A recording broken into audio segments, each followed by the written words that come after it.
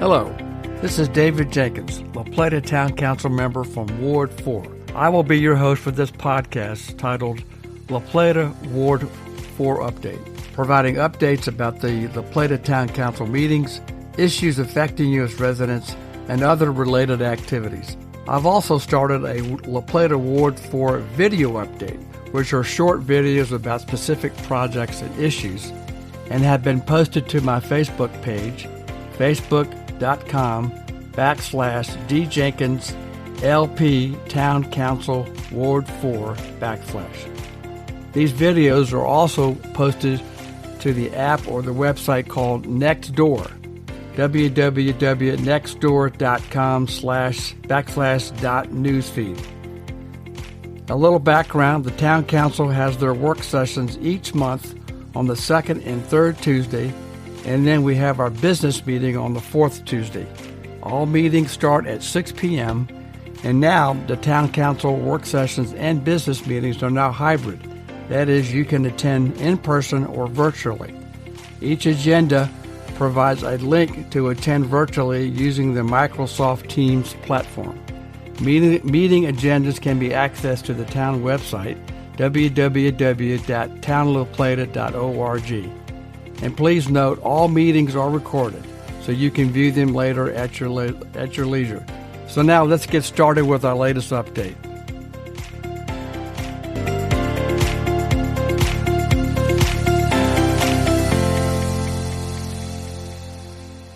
Hi, and welcome again to this latest episode of the La Plata Ward 4 Update Podcast. This is Dave Jenkins, La Plata Town Council member from Ward 4, and your host for this podcast.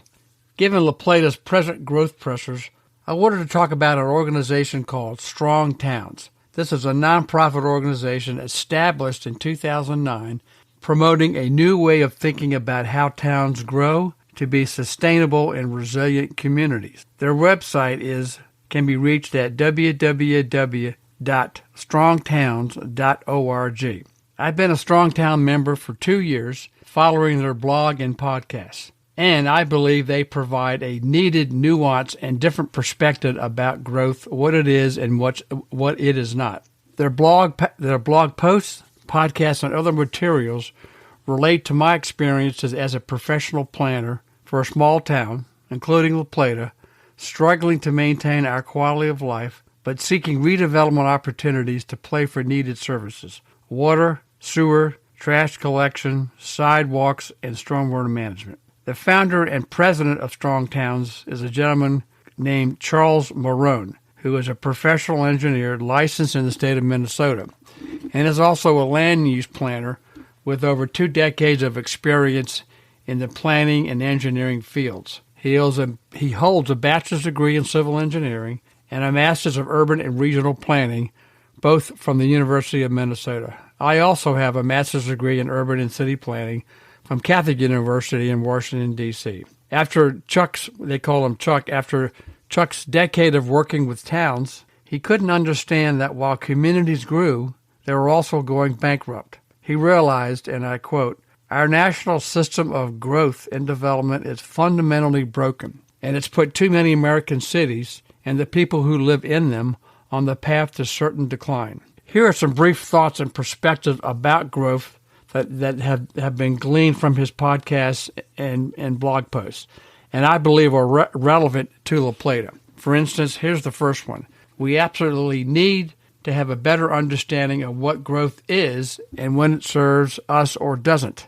Simply railing against growth is untenable, as expecting growth to deliver us to true prosperity. There is an observation that says, quote, "If you're not growing, you're dying." And I hear that a lot.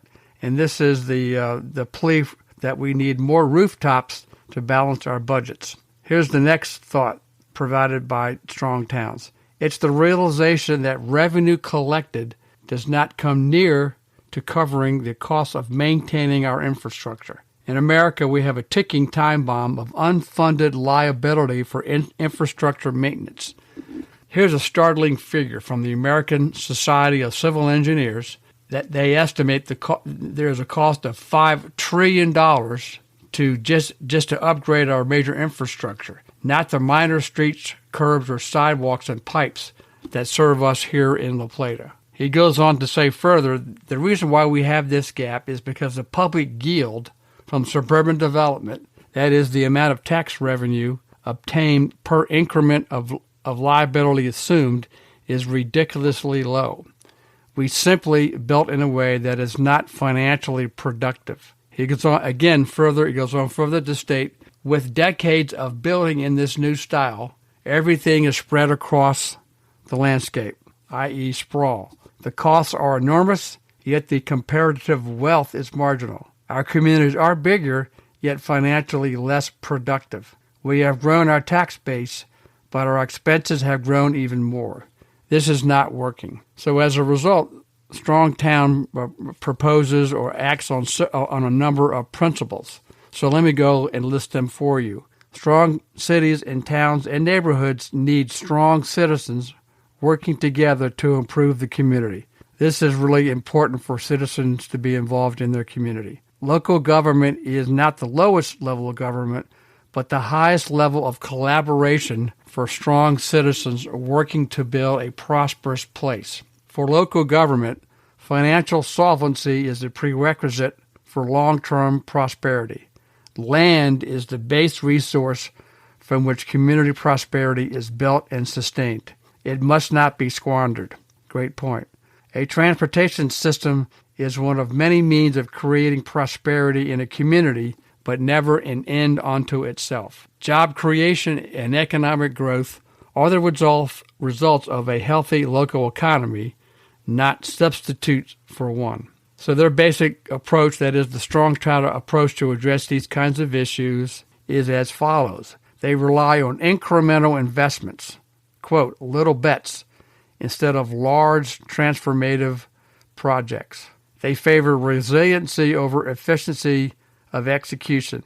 It is designed to adapt to feedback, to evolve over time, to meet the changing needs of the community. It is inspired, or they are inspired by a bottom-up action, quote, chaotic but smart, and not top-down systems, orderly but dumb. That's his quote. Strong Town's approach seeks to conduct as much of life as possible at a human scale. This is particularly important in our neighborhoods, so we can have sidewalks and places for people to have more space to walk and ride their bikes. And finally, they are obsessive, or their approach is obsessive about accounting for revenues, expenses, assets, and long-term liabilities. The famous, or quote, do the math. Now, the Strong Towns is pretty active, and so they deliver their messages and their approach through various means. They have a fairly strong Towns media through article, podcasts, and videos. They have a Strong Towns Academy.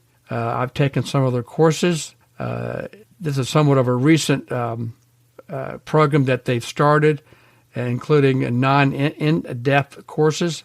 I just enrolled and finished a free introductory course called Strong Towns 101.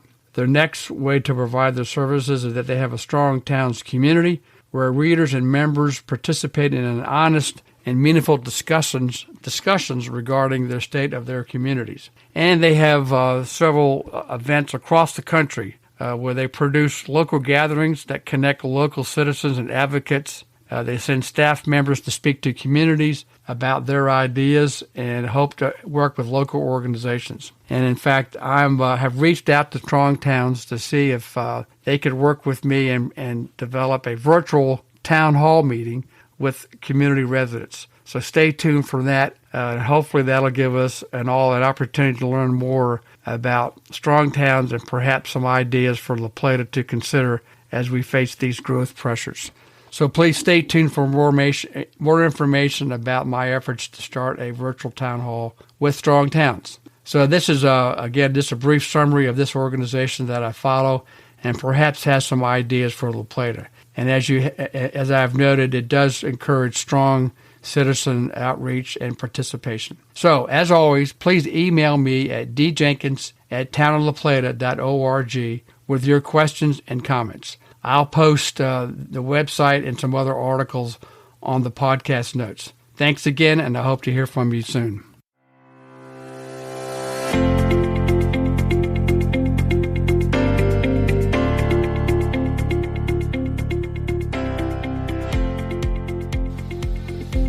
This concludes the latest La Plata Town Council Ward 4 update. I hope you find this podcast informative and useful. So let me know what you think. I look forward to speaking to you again and listening to your questions and concerns. To reach me, my email address is djenkins@townoflaplata.org, or my cell phone number is 301-263-3471. Thanks for listening. Talk to you soon.